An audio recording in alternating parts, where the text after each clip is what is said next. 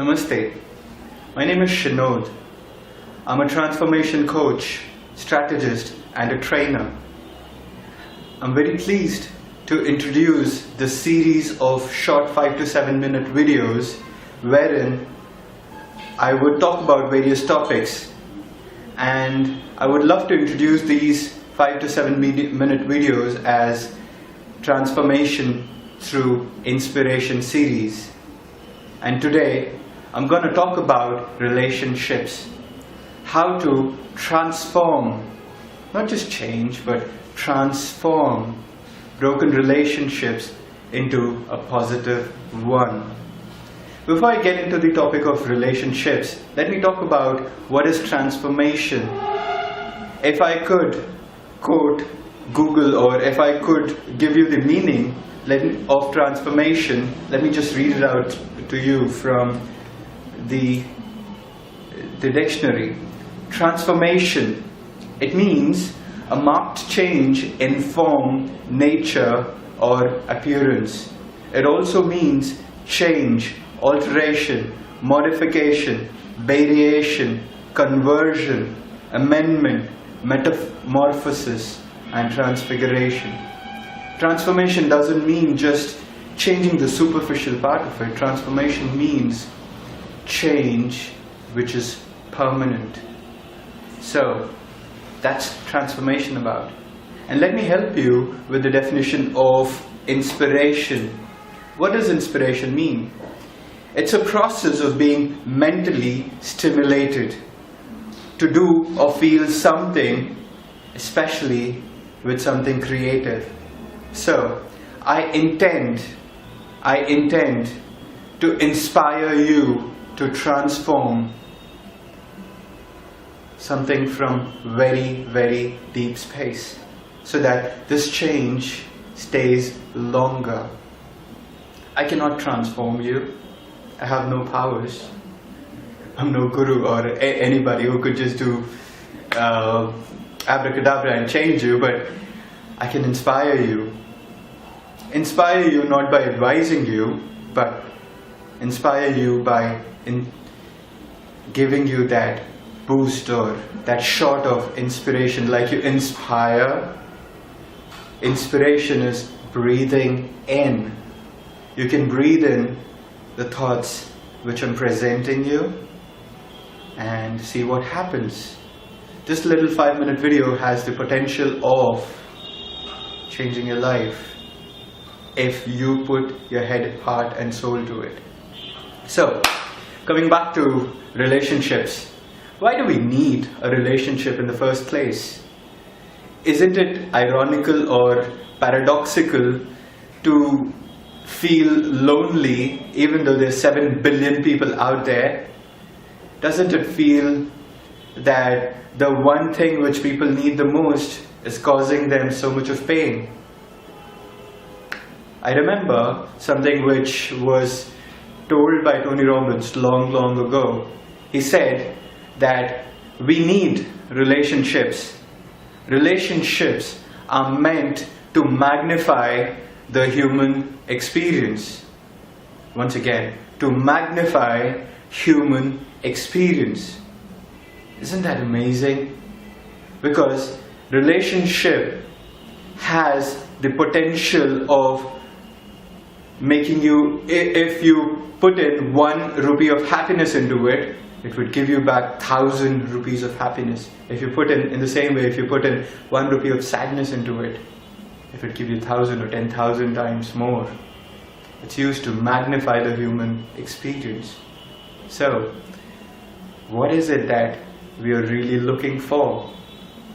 We're looking for is, no matter how controlling the wife or husband is, they're finally just trying to say, hey, look at me, be with me, love me as I am. But unfortunately, it all becomes a different game altogether. Here are some skills which you can use to make changes. It might sound very simple, but these skills are a part of my 3-day workshop which I use to transform couples and transform relationships between the families.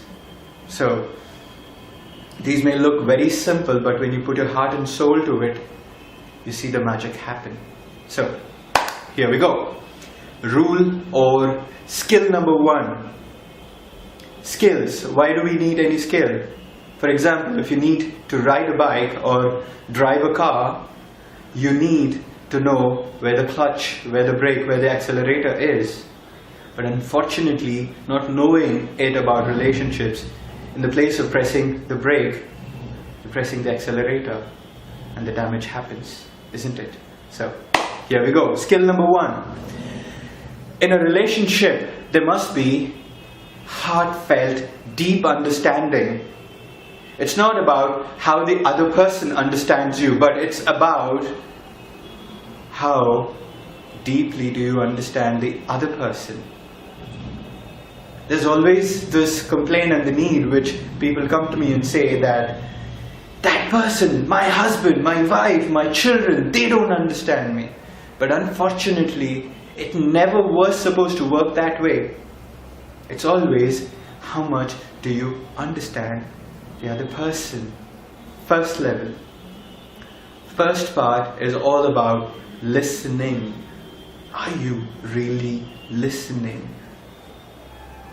Ask yourself. Or are you saying that I am the one who is listening, nobody else understands me? Maybe yes, but just ask yourself, are you really listening? Second, give your partner what they need.